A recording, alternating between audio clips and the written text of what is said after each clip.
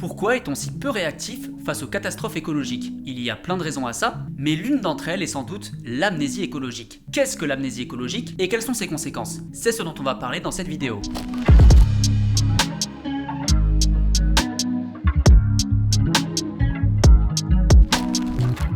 L'amnésie écologique, c'est l'oubli progressif, génération après génération, de l'état ancien des écosystèmes, au fur et à mesure de leur dégradation par l'action humaine. Alors c'est un phénomène qui s'explique assez bien, c'est-à-dire qu'on se base sur ce qu'on connaît. Et donc souvent ce qu'on connaît, c'est ce qu'on a vécu ou ce qu'on a appris.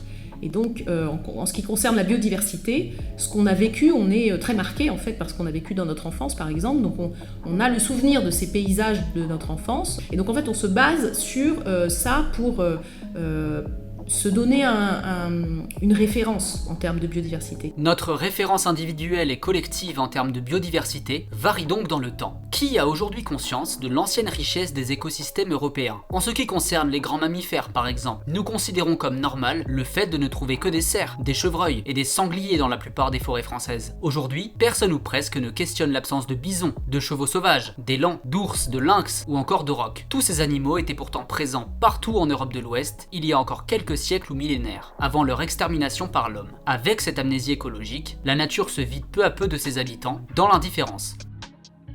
Cet oubli trouve son explication dans le fait que ces transformations des paysages et des écosystèmes se font généralement trop lentement pour être remarquées par des observateurs humains. Le niveau d'exigence face à l'état normal d'un écosystème varie donc et baisse au fil du temps. On a beaucoup de mal à imaginer à quel point la mer était pleine de gros poissons. Lorsqu'on regarde l'histoire des pêches, on est frappé de voir que les pêcheurs ont été progressivement de plus en plus loin.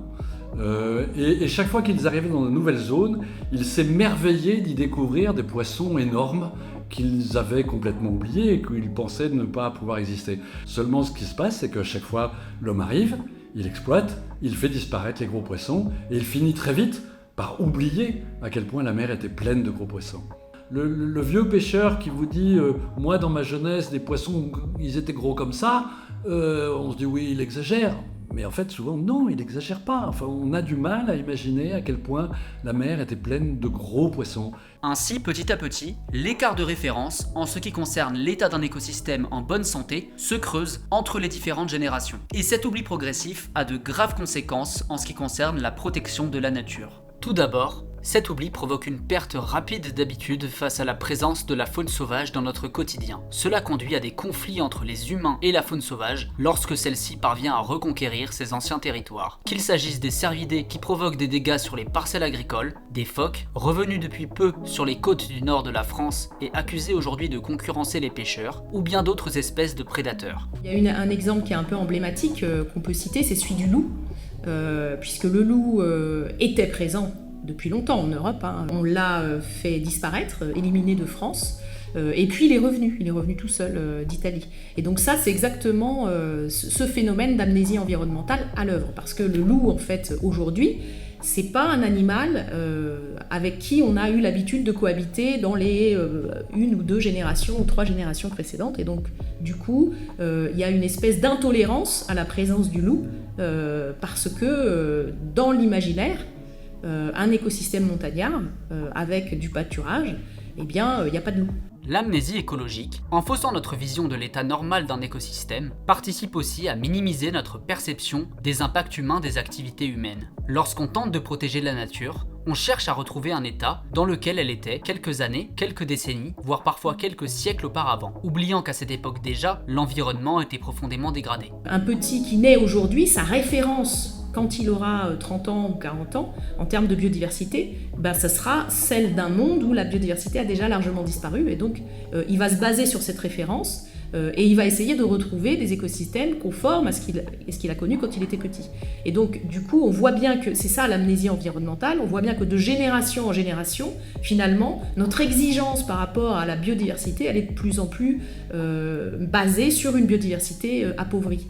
Voyons un exemple concret. Pour étudier le déclin des insectes, les scientifiques prennent comme référence des données sur l'état des populations d'insectes, datées des premières recherches sur le sujet. Globalement, on peut dire que les études qui ont mesuré le phénomène de la manière la plus globale et sur des périodes de temps les plus longues font état de baisse d'abondance, c'est-à-dire du nombre d'individus dans les populations, de plus de 50%, ça peut aller jusqu'à presque plus de 70%, c'est-à-dire grosso modo, plus des 2/3 des individus ont disparu. Depuis quand ? Alors depuis les premières mesures qui ont été faites, c'est-à-dire il y a 15 à 20 ans.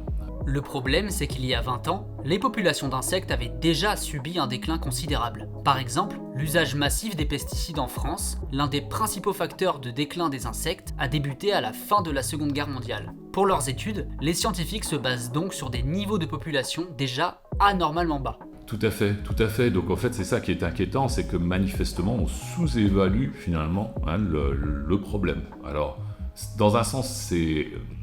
scientifiquement, c'est d'autant plus puissant, puisque si on surévaluait, on pourrait être accusé d'alerter à tort.